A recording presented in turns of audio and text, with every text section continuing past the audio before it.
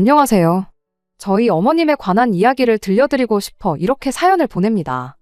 환경에 따라 색을 달리하는 카멜레온처럼 저희 어머님은 이랬다 저랬다 한동안 난리도 아니셨어요. 차라리 저를 모질게 대하셨어도 한결같기만 하다면 그게 낫겠다 싶을 정도로 어찌나 변덕이 죽 끓듯 하시던지. 그리고 고부관계라는 게 쉬운 관계는 아니잖아요. 노력한다고 허물없이 가까워질 수 있는 사이도 아니고 그렇다고 무작정 남남처럼 지낼 수도 없는 사이죠. 아무튼 저도 어머님한텐 100점짜리 며느리는 아니었을 테지만 지금만큼은 제 관점에서 이야기를 해보겠습니다. 한번 들어보시고 그래도 제가 너무했다 싶은 부분이 있다면 알려주세요. 저도 고칠 건 고쳐서 좋은 며느리가 되어드리고 싶으니까요. 시작할 때 말씀드린 것처럼 저희 어머님은 마치 카멜레온 같아요. 사소한 일에 쉽게 영향을 받으시고 당신 눈에 좋아 보이는 건 어떻게든 따라하려고 하시죠. 그리고 그 첫 시작은 바로 모녀 사이 같은 고부관계였습니다. 어디서 무슨 드라마라도 보셨던 건지 아니면 주변에서 뭘 들으셨던 건지는 지금도 모르겠지만요. 결혼 전에도 그렇고 제가 원래 그렇게 살갑고 애교가 많은 편은 아니에요. 그런데 어머님은 제가 시집 오고 얼마 되지 않았을 때부터 어머님보다는 엄마라는 호칭을 듣고 싶어 하셨습니다. 그 편이 거리감도 안 느껴지고 훨씬 다정해 보인다면서요. 하지만 제 입장에선 까놓고 제가 엄마가 안 계신 것도 아닌데 어머님이란 정확한 호칭을 두고 왜 어머님을 엄마라고 불러야 하는지 도무지 납득이 되질 않았죠. 죽은 사람 소원도 들어준다는데 그게 뭐가 어렵냐는 남편의 핀잔도 있었지만 엄마라는 호칭은 제가 가족 중에서 제일 사랑하고 편하게 느끼는 사람에게 부르는 호칭이잖아요. 그런데 그런 호칭을 불과 몇 달 전까지는 길에서 마주쳤다 해도 그냥 지나쳤을 어머님께 부르기란 저에게는 정말 어려운 일이었어요. 물론 제 주변 친구들 중 자기 시부모님을 시엄마 시아빠라고 부르는 경우도 있긴 해요. 그런데 제가 너무 보수적인 건지 저는 그게 늘 이상해 보였거든요. 엄마 아빠 소리를 그렇게 쉽게 얼마 전까지도 모르고 살던 사람한테 할 수가 있다는 게.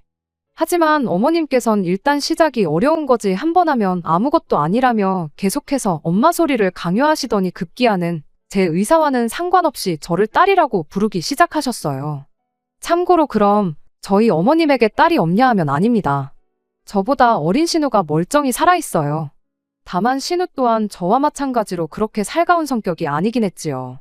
아무튼 그렇게 어머님은 이후로 걸핏하면 저희 신혼집에 찾아오셔선 저랑 모녀놀이를 하고 싶어 하셨습니다. 특히나 주말엔 정말 대중 없이 찾아오셔서는 여기 가자 저거 하자 어찌나 바라시는 게 많던지. 남자는 빼고 여자들끼리 엄마랑 딸이랑 둘이 가자 하시면서 교회에 카페로 서울의 맛집으로 동에서 번쩍 서에서 번쩍 어찌나 정신없이 다녔는지 몰라요. 그리고 그럴 때마다 말도 못하게 부담스러웠지만 그럼에도 불구하고 그런 어머님께 확실히 싫다고 말하지 못했던 건 2달이 지나도록 그렇게 매번 먼저 손 내밀고 친한 척을 하시니 저도 점점 마음을 열게 되었거든요. 이유가 뭐건 간에 조금은 죄송스러운 마음도 들었고요. 그래서 바라시는 대로 엄마라고 불러드리진 못해도 최대한 같이 다니고 맞춰드리려고 했던 거예요.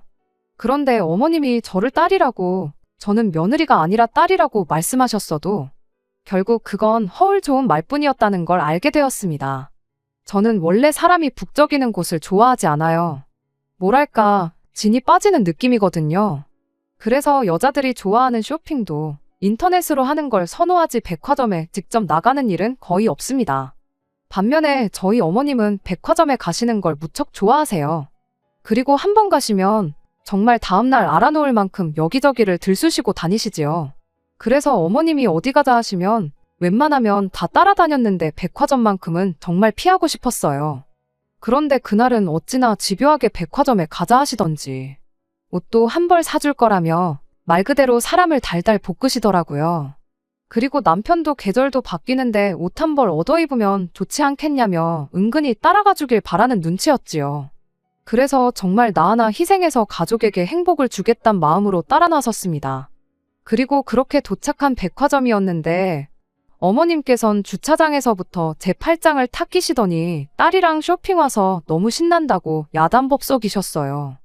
그리고는 1층 화장품 코너부터 시작해서 마치 각층의 모든 매장을 훑어보실 기세로 돌아다니셨지요. 그러다 3층에서 비싸 보이는 여성복 매장에 들어갔습니다.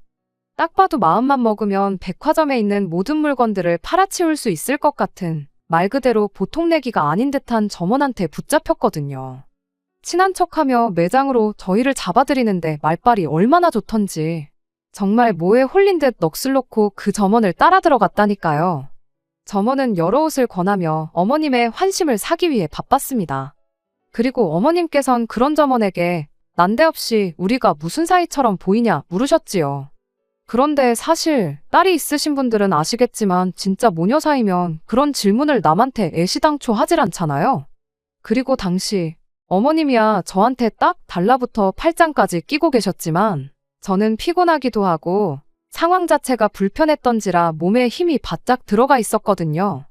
그러니까 점원뿐만 아니라 그 누구라도 저희가 모녀는커녕 편한 사이조차 아니라는 걸 눈치챘을 거예요. 게다가 저랑 어머님은 정말 쥐오줌만큼도 안 닮았습니다. 하지만 앞서 언급한 대로 저희 어머님의 환심을 사는데 정신이 없던 눈치백단 점원은 1초의 망설임도 없이 저희 어머님이 듣고 싶어 하던 정답을 내놓더군요. 딱 봐도 서로 눈에서 꿀이 뚝뚝 떨어지는 게 사이좋은 모녀 사이로 보인다고요.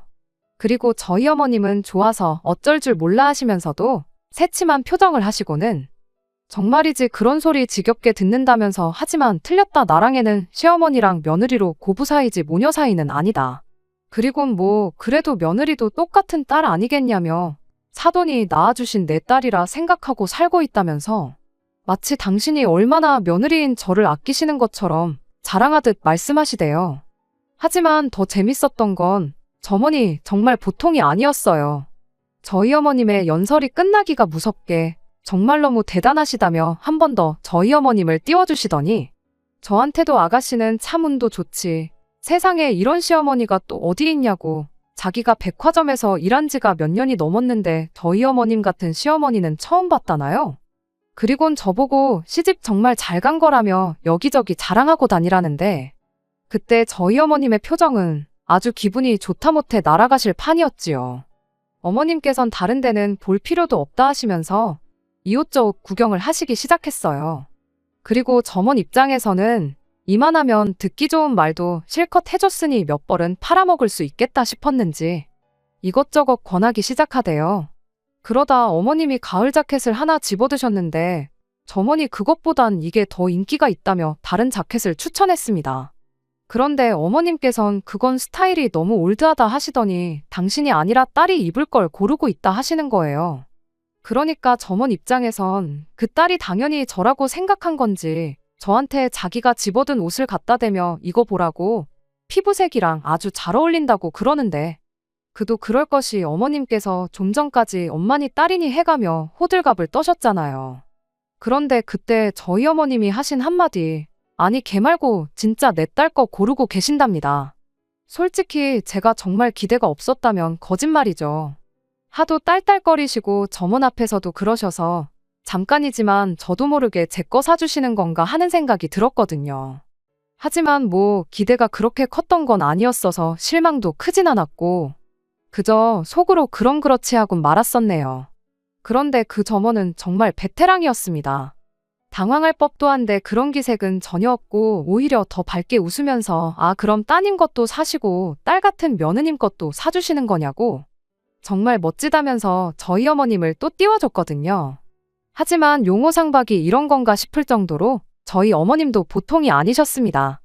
어머님께선 아무렴 내가 설마 내 딸을 앞에 두고 우리 딸 옷만 사주겠냐면서 내 딸 옷도 사줄 거라고 그러시는데 이제 와서 말이지만 이땐 저도 내 딸이 나인지 신우인지 우리 딸이 나인지 신우인지 헷갈리더라고요. 아무튼 결론은 매장에선 한 벌만 신우 것만 구입하셨어요. 제 건 어머님이 다른 데서 사주시겠다고 나가자셨거든요. 당신이 미리 봐둔 곳이 있다면서요. 그렇게 따라간 곳은 에스컬레이터 앞 매대였습니다. 아까 올라올 때 스치듯 봤던 2월 상품 특가 세일 70%라고 적혀있던 곳이었지요. 그리고 어머님께선 아까 지나가며 보니까 평소 제 스타일이랑 비슷한 옷들이 많더라며 더더러 골라보라시대요. 당황스러워서 고개를 돌렸는데 방금 전까지 저희가 있었던 매장에 점원과 먼 발치서 눈이 마주쳤어요. 아마 어머님이 며느리 옷은 어디서 사주려나 궁금했던 거겠죠. 그리고 점원은 민망했는지 저희 못 본 채 하고 매장 안으로 들어갔는데 아마 모르긴 몰라도 속으로 저희 어머님을 엄청 비웃었을 거예요. 저는 불쌍하게 생각했으려나요? 한편 어머님께선 옷도 몇 벌 걸려있지도 않고 마음에 드는 것도 없는데 어찌나 골라보라고 성하셨는지 몰라요. 그래서 정말 괜찮다니까 나중엔 짜증스러운 목소리로 왜 사준다는데도 고르질 못하냐면서 그 중에서도 하필이면 제일 별로다 싶은 걸 집어드시곤 이건 어떠냐며 이걸로 하라는데 순간 정신이 퍼뜩 들었어요. 어머님이 얼마나 생색을 내실지 순간 느낌이 빡 온 거죠. 그래서 어머님께 옷도 너무 예쁘고 좋지만 어머님 오늘 돈도 많이 쓰셨으니까 저는 마음만 받겠다고 했습니다. 그랬더니 저희 어머님이 정말 깔깔 웃으시고는 엄마 주머니 사정 걱정해주는 건 우리 딸밖에 없다네요.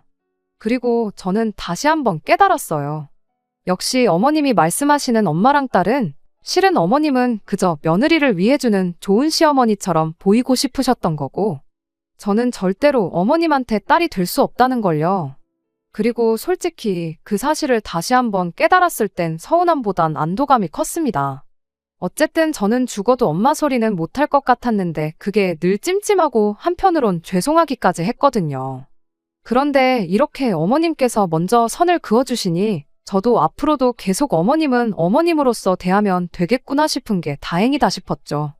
한편 그날 어머님께서 신어준다고 사신 옷은 50만 원짜리였습니다. 저에게 사주시려던 옷은 5만 원짜리였고요. 그러니 유치하긴 하지만 저도 친정어머니한테 해드리는 10분의 1만큼만 어머님께 해드리면 되겠다는 나름의 기준을 세웠네요. 그러다 올해 초였습니다. 회사에서 상여금이 나왔는데 어디다 쓸까 하다가 친정어머니가 작년부터 등산을 다니기 시작하신 게 떠올랐어요. 그래서 이참에 괜찮은 등산복 한 벌에 등산화까지 뽑아드릴까 싶대요. 그래서 돌아온 주말에 남편하고 같이 아웃도어 매장에 갔습니다. 그리고 직원의 추천을 받아 이것저것 담았지요. 이 정도면 됐다 싶어 계산을 하려고 줄을 섰습니다. 그리곤 혹시 내가 못 본 게 있나 싶어 눈으로 다시 한번 매장을 쓱 둘러보던 중 모자 하나가 눈에 들어오는 거예요. 그래서 남편더러 저 모자는 어떤 거 같냐니까 모자까지 사드리게 하는데 솔직히 곱게만은 안 들리대요. 그래서 우리 엄마 말고 어머님 생각해서 물어보는 거라니까 본인도 아차 싶었는지 멋저거 하더라고요. 그리고 여담이지만 그 무렵 어머님께서 요즘 부쩍 머리숱이 줄어든 것 같다며 동네 가까운데 나갈 때도 머리 손질하다 세월 다 간다고 자주 푸념을 하셨어요. 그래서 비록 남편은 상여금 받고 어머님 선물만 챙기고 저희 어머니 건 아무것도 안 했지만 저는 어차피 100만 원 쓰나 110만 원 쓰나 뭐가 그렇게 큰 차인가 싶어서 어머님한테 모자 정도는 사드리려던 겁니다. 아무튼 민망해하는 남편을 한번 째려보고 그렇게 계산하고 나왔습니다.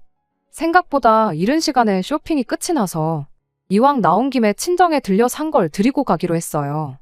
그런데 남편이 여기서 시댁이 더 가깝다면서 어차피 가는 길이니까 시댁에 먼저 들러서 어머님 모자부터 드리고 가자더라고요.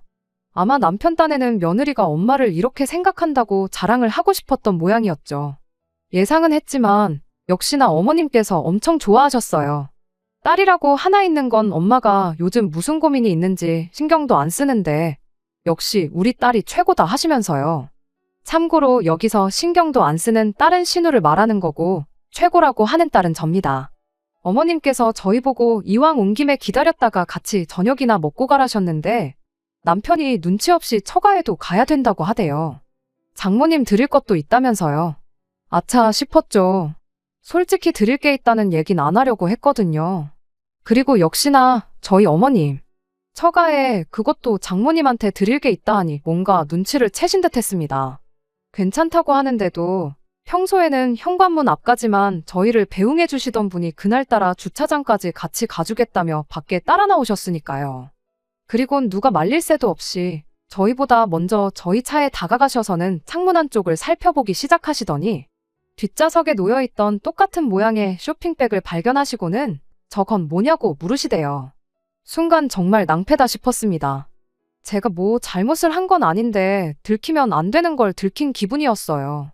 남편도 저랑 똑같은 생각이었는지 그제서야 별거 아니라고 둘러댔지만 저게 뭔지나 한번 좀 보자는 어머님을 말리기엔 역부족이었죠. 결국 어머님께서 쇼핑백을 열어보셨습니다. 새 옷이라 가격표도 그대로 붙어 있었기에 변명이랄지 뭐라 할 말도 없었죠. 어머님께선 손을 부들부들 떠시며 정색을 하시더니 저에게 실망이라셨습니다. 신우보다 저를 더 친딸처럼 생각하고 챙겼는데 어떻게 저는 친정어머니랑 당신을 차별할 수 있냐면서요. 남편도 회사에서 상여금이 나왔을 때 어머님만 선물해드리지 않았냐. 그래서 저도 상여금으로 친정어머니 선물 하나 산 거라고 상황을 설명했지만 어머님은 계속해서 막무가내로 어깃장을 부리셨어요. 남편이 저희 어머니 선물을 안 챙긴 건 사돈. 그러니까 저희 친정어머니께서 당신이 저한테 하듯이 안 하시고 사돈 총각과 차별을 하셨기 때문일 거라면서요. 하지만 당신은 저를 딸처럼 대했으니 저도 친정어머니하고 당신을 똑같이 대하는 게 이치에 맞는다나요? 어머님의 억지의 마음 같아선 지난 백화점 이야기를 꺼내고 싶은 마음이 굴뚝 같았습니다. 하지만 한편으론 몇 달이나 지난 상황에서 그걸 들먹여봐야 어머님 성격에 곱게 인정하실 것 같지도 않고 그래서 그냥 죄송하다고 사과드렸어요. 그랬더니 어머님, 제가 정말 잘못을 인정했다 생각하셨는지 더욱 노여워하셨습니다. 그리고는 당신이 이미 마음에 상처를 입었는데 죄송하단 말 한마디면 다냐면서 옛말에 며느리한테 잘해줘봐야 개코 쓸모없다더니 그 말이 무슨 말인지 너무 이해가 된다나요? 그리고는 저더러 당신이 만만해 보였냐, 우스웠냐 퍼부으시더니 앞으로 무슨 일이 벌어질지 한번 보자며 으름장을 놓으시대요. 그리고 참고로 제가 찾아봤는데 어머님이 말씀하신 옛말은 아무래도 어머님이 지어내신 것 같더라고요. 아무튼 이후로 한동안 어머님한테선 연락이 오지 않았습니다. 찾아오시는 일도 없었죠. 모르긴 해도 삐져도 단단히 삐지셨구나 싶대요. 그런데 좀 웃겼던 건 그 와중에 모자는 마음에 드셨는지 제가 사드린 모자를 쓴 사진으로 어머님이 톡사진을 바꾸셨단 거예요. 그래서 저도 그 이후론 어머님에 대해선 크게 마음 쓰지 않았어요. 남편도 워낙 변덕스러운 분이니 신경 쓰지 말라며 저더러 지금의 자유를 즐기라고 했고요. 그리고 아니나 다를까 3개월이 지났을 무렵 어머님과 다시 만나게 되었습니다. 어머님 생신이었거든요. 사실 처음엔 어머님하고 저하고 껄끄럽기도 하니까 남편이 먼저 자기가 신우랑 둘이 챙겨드리겠다고 했어요. 그런데 황당하게도 신우가 어머님 생신 때 자기는 외국에 있을 거라는 겁니다. 비수기라서 비행기 티켓이 저렴하길래 친구들하고 해외여행을 가기로 했다면서요. 황당했죠. 아무리 티켓이 싸도 그렇지 엄마 생일에 친구들하고 해외여행 가는 딸이라니. 저로서는 상상도 못할 일이었거든요. 하지만 제가 신우한테 이래라 저래라 할 건 아니었으니 더는 뭐 말은 안 했습니다. 그저 신우까지 없으면 저희 남편 혼자서 어머님 생신을 챙겨드려야 하는데 그 그림이 썩 보기 좋진 않겠다는 걱정이 더 크기도 했고요. 그래서 남편하고 제가 같이 챙겨드리기로 했어요. 마침 드릴 말씀도 있었는데 영 타이밍을 잡지 못하고 있었던지라 가능하면 그날 말씀도 드려야겠다는 생각이었지요. 그리고 그렇게 모처럼 어머님을 뵙게 되었는데 엄마를 자처하시던 어머님의 모습은 온데간데였고 정말 여기 올라오는 사연들에 나올 법한 시어머니로 돌변해 계셨습니다. 딸이라는 호칭을 그리워했다거나 듣고 싶었던 건 아니지만 최소한 제 이름이나 며느리라고 불러주실 순 있는 거잖아요. 그런데 저를 발견하시기가 무섭게 저더러 야, 너는 그렇게 죽고 못 사는 친정에나 가지 꼴도 보기 싫은 시애미 집에는 왜 왔냐며 저를 낮잡아 부르시대요. 게다가 그걸로도 부족해. 어머님 생신이라고 그래도 제법 분위기 괜찮은 레스토랑을 예약해서 가고 있었는데 저더러 너는 어쩜 이렇게 성의가 없냐더니 당신 지인의 며느리 얘기를 꺼내셨어요. 그 집 며느리는 시어머니 생일날만 되면 이틀 전부터 집에서 음식을 준비한다더라. 두고두고 드시라고 하루 종일 불 앞에 앉아서 사고를 우리고 뷔페를 방불케 할 만큼 온갖 종류의 음식을 해서 가지고 온다더라. 너처럼 돈 얼마로 대충 때우려는 며느리랑은 천지 차이 아니겠냐. 말 그대로 작정하고 제 속을 긁으려고 드셨죠. 그리고 저도 사람인데 왜 기분이 안 상했겠어요. 그래도 처음엔 제가 마음먹고 온 게 있었으니 그런 어머님의 타박에도 웃는 얼굴로 다음에는 노력해보겠다며 어떻게든 시어머니 기분 맞춰드리려고 했습니다. 하지만 어째서인지 제가 어머님의 비위를 맞춰드리려고 노력을 하면 할수록 어머님은 더더욱 속된 말로 삐딱선을 타시대요. 밥 먹는 내내 정말로 존재하긴 하나 싶은 남이 집 며느리 이야기를 하시면서 이러쿵저러쿵 타박만 하셨거든요. 뿐만 아니라 생신 선물로 현금 50만 원을 드렸는데 그걸 가지고는 또 이건 누구 돈으로 주는 거냐고 물으셨어요. 그래서 저희는 경조사비는 생활비에서 나간다고, 그러니 굳이 따지자면 저랑 남편이 반반씩 드리는 거라고 설명을 드렸거든요. 그랬더니 또 그걸로 꼬투리를 잡으시고는 제가 제 돈으로 어머님 선물 사기가 얼마나 싫었으면 그 돈을 생활비에서 꺼내왔겠냐입니다. 그리고는 이깟 돈 몇 푼으로 생색 낼 생각은 꿈에도 말라더니 또 다른 지인의 며느리 이야기를 꺼내시대요. 일단 그 집 며느리는 시어머니 생일이면 명품 선물은 기본이고 해외여행까지 보내준답니다. 경비도 다 내주고요. 그러면서 그런 며느리도 있는데 당신 며느리인 저는 겨우 50만 원을 주면서 온갖 유세니 어디 가서 창피해 말도 못하시겠다나요. 생일상 차리는 며느리야 100번 양보해 그렇다 쳐도, 아니 어느 집 며느리가 시어머니 생일이 돌아올 때마다 그 큰 돈을 쓰나요? 그리고 그럼 뭐 그 집 시어머니는 받기만 했겠어요? 아무튼 몇 시간 동안 본 적도 없는 남이 집 며느리들하고 영문도 모른 채 비교를 당하고 있으려니 말 그대로 우라가 치밀더라고요. 성질도 났고요. 그리고 그때 당신은 며느리 복이 있네 없네 하시면서 말년팔자가 며느리 하나 잘못 들어와 다 꼬였다 하시는데, 이때는 저도 할 말은 해야겠다 싶대요. 그래서 그 여자는 시댁이 돈이 많은가 보죠 했습니다. 시댁에서 받은 것도 많고 앞으로 물려받을 것도 많으니 그렇게 최선을 다하는 거지 그게 아니고서야 왜 그러겠냐고요. 그랬더니 제가 이렇게 나올 줄은 예상을 못했었는지 어머님도 남편도 엄청 당황한 눈치였어요. 그리고 저는 기세를 몰아서 어머님이 좀 전까지 저한테 하셨던 것처럼 저도 어머님을 다른 집 시어머니와 비교하기 시작했습니다. 제 친척 언니네 시어머니는 결혼할 때 집도 사주시고 차도 뽑아주셨다. 그리고 애를 낳았더니 수고했다고 현금으로 1억을 주시더라. 어머님은 저 뭐 해주실 거냐. 그리고 제 난데없는 도발과 비교에 얼굴이 시뻘개지셨던 어머님은 제 말뜻을 눈치채신 듯 했습니다. 너 지금 그 말 무슨 뜻으로 하는 거냐고 되물으셨는데 그게 말 그대로 순간이지만 기대하고 설레하시는 목소리셨으니까요. 임신했다고 어머님 이제 할머니 되신다고 했어요. 참고로 저희 남편도 제가 임신인지 모르는 상황이었습니다. 이미 저희는 비록 극초기였긴 했지만 한 번에 유산을 겪었던지라 이번만큼은 제가 안정기에 접어들면 소식을 전하려고 몇 번이나 입이 근질거리는 걸 꾹 참고 있었거든요. 그리고 제 예상대로 이번만큼은 남편은 물론이고 어머님도 기쁨을 감추지 못했어요. 다만 좀 전까지 저한테 막말을 퍼부으셨다 보니 선뜻 다가오진 못하시고 미안해 어쩔 줄 몰라 하시는 게 빤히 보이더라고요. 그래서 어머님께 저 안 안아주실 거냐고 물었습니다. 그랬더니 어머님이 그제서야 저를 와락 안아주시고는 미안하다고 그러시대요. 당신이 어른답지 못하게 속 좁게 구셨다면서요. 그래서 제가 어머님한테 괜찮다고 대신 딱 하나만 부탁드린다고 했습니다. 다른 사람들이 우릴 어떻게 보는 게 뭐가 중요하냐고 그냥 서로에게 좋은 시어머니이자 며느리가 되면 좋겠다고요. 그랬더니 이번엔 주책맞게 저희 남편이 너무 감동적이라면서 이런 고부 사이가 세상에 어딨냐고 어이없이도 자기가 훌쩍훌쩍 거리는 거 있죠. 아무튼 어떻게 마무리를 해야 할지 모르겠는데 결국 하하호호 웃으면서 그날 하루 즐겁게 보냈어요. 그리고 지금은 저희 어머님 어떻게 사람이 이렇게 달라질 수가 있지 싶을 만큼 적당한 거리를 지켜주시면서 저를 챙겨주시고 배려해 주시는데 정말이지 아무래도 제가 시어머니 복이 있는 것 같다니까요. 상대가 나보다 어른이라고 해서 어려우니까 부딪히기 싫으니까라는 이유로 무조건 참고 맞춰드리는 게 능사가 아닌 것 같아요. 적어도 인간관계에서는 한 번쯤 솔직하게 진심을 보이면 생각지도 못한 곳에서 해결책을 찾게 될 때도 있더라고요.